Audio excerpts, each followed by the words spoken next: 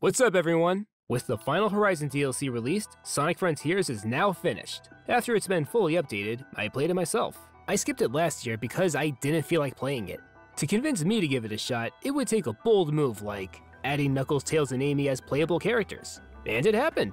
Okay, Frontiers, you gave me what I wanted. So I waited until Final Horizon was out to play Frontiers, and I didn't have a bad time with it. I put a lot of hours into it, got the Spin Dash, and found every song from the older games. Dusty Desert and Ares Island? Yes, please! My thoughts on the story are basically the same. This is the best story since Black Knight, but it could use some work.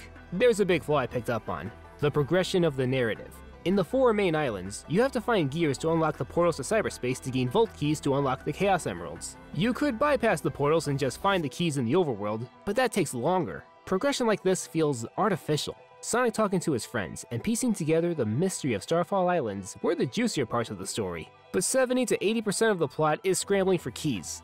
The story could have been cut down by a few hours. So after playing Frontiers, it isn't a bad game. I didn't like it as much as I wanted to, but you won't hear me calling it crap. That's the base game.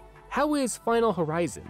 The story here is a retcon where Oranos Island is handled differently. Amy, Tails, and Knuckles search for the Chaos Emeralds, while Sonic acquires a new power. I gotta tell ya, playing as a sideline trio is hands down the best part of it. I was grinning ear to ear platforming as Amy with her tarot cards, gliding as Knuckles in an open world, which I've been wanting for a long time, and flying as Tails in the flippin' Cyclone! We never controlled the Cyclone in its plane mode before. Walker, car, but not plane. It breaks almost every challenge, but I don't care. I'm loving this. And advancing in the story as one of them while hearing chatter from the other heroes, stellar. There was teamwork there. These 3 being playable in a 3D game in the main series after eons left me hungry for more. In hindsight, I am disappointed that they were relegated to DLC, like how Shadow was in Forces. Hopefully in the future, the other heroes will be in the base game and have a lot of magnitude to them. What Final Horizon gave us is a nice appetizer, and I'm looking forward to the main course. So multiplayable characters is the best of Final Horizon. Let me make that clear. I like this. What I don't like is Sonic's portion. As Sonic, you have to climb 5 special towers. When you get to the top of these towers, you meet the spirits of the ancients who piloted the Titans. It is funny that they are pissed off at Sonic for destroying their Titans.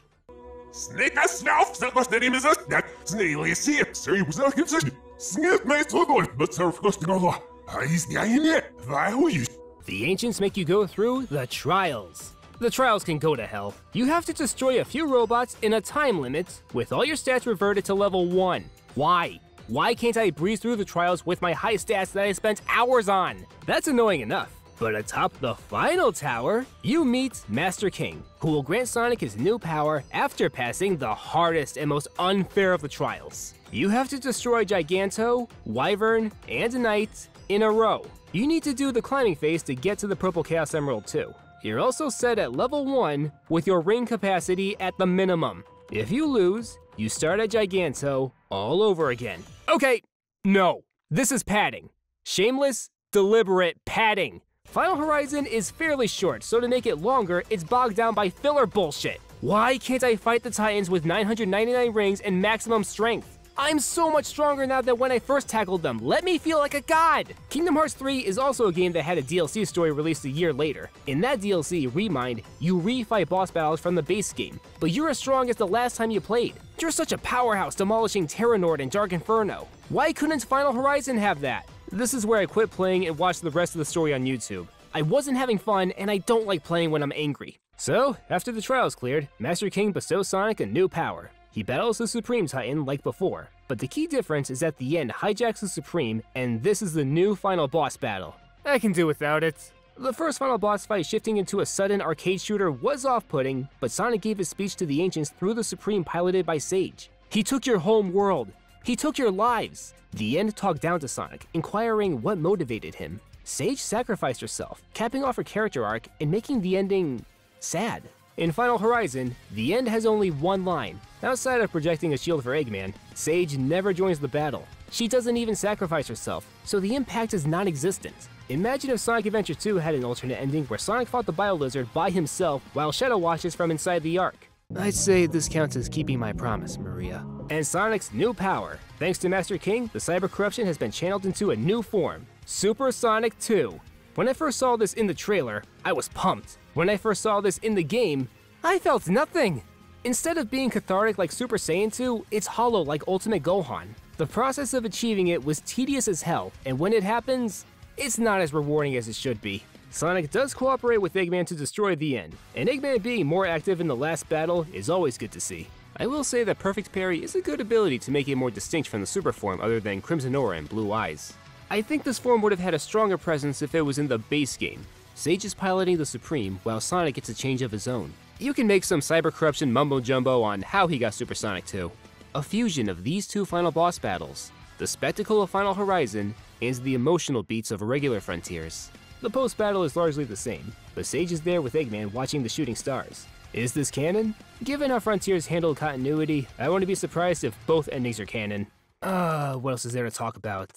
Oh yeah, the new cyberspace stages! I only did 2 or 3 of them. There are still platforms in a void disconnected from the islands. Stages like this only work for me if there's a tangible reason for the encircling bottomless pits. Sky or space-themed stages. Rooftops and bridges high above the city streets, but with the rest of the city visible. The cyberspace stages are just empty worlds endlessly repeating the current stage with infinite smaller chunks of it. And they still rehash the same classic themes. Enough already! I'm sorry, outside of playing as these 3, I didn't like Final Horizon, and Frontiers overall, I'm never touching this game again. Not because I hate it, I don't. It's because I don't feel like going back to it. This is a one and done for me. I hate to sound bitter in my videos, and I know a lot of people like Frontiers. As the first open world Sonic game, it shows promise. And given the context of the story, Sonic Team can't make the exact same game again. How would the next open world installment roll? To end on a positive note, here are some ideas for the next open world game. 1. Organic story progression. The story progression in Frontiers was repetitive and way too retro-gamey. Get the MacGuffins, but before that, you need the mini MacGuffins. The new story needs a natural flow. More story-relevant reasons. 2. All new stages. Give the new region stages connected to it, akin to Angel Island and Station Square. Extensions of this country like mountain caps or underground ruins, with the addition of an Eggman base nearby. Scotland could still be the inspiration for the region's aesthetic. Just saying. And none of the repeated classic stages, please. I know they're put in there for the old fans who grew up with the classics, but it's a safety net now and the appeal's been sucked dry. Almost every new game is looking for some excuse to shove the same classic stages in it. Generations had time travel, Mania utilized illusions, Frontiers tapped into Sonic's memories, Sonic 4 and Lost World had identical places with different names. Forces, well, that had no excuse. What if next time there's a dream monster who puts Sonic to sleep, and he has to go through Green Hill and Chemical Plant in his dreams to wake up again? Or Tails' computer data documenting Sonic's past adventures breaks out into the real world, taking the forms of Green Hill and Chemical Plant. Out of curiosity, comment what excuse you think they'll use to put Green Hill and Chemical Plant in the next game. For the new region, the stages should represent it. 3. Put people in it. Sonic Team has got to stop shying away from the existence of humans in this franchise. Starfall Islands felt so lifeless. Yeah, the Coco are cute and all, but a million of them could never equate to one town. Show us Sonic interacting with people, saving them. The inclusion of people can also help raise the stakes. The end trying to destroy the Earth didn't have enough weight here since we don't see any civilians or villagers in danger. Let's have people back. It's been too long.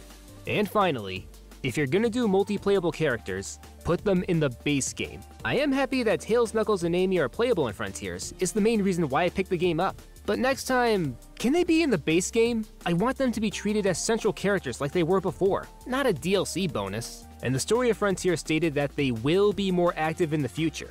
Own up to that. I hope that Final Horizon is a stepping stone for good things to come, cause this alone wasn't satisfying enough. When the next game is announced, I don't want my initial reaction to be, I don't know, I'll wait for the next trailer. I want to be excited for it. I want it to win me over immediately. Well, those are my complete thoughts on the updated Frontiers. What did you think of it? And what would you like to see in a new open world game? Thanks for watching. I'll be taking a break from Sonic content for a while. I'm feeling burned out, and I've got other videos in mind. Till next time.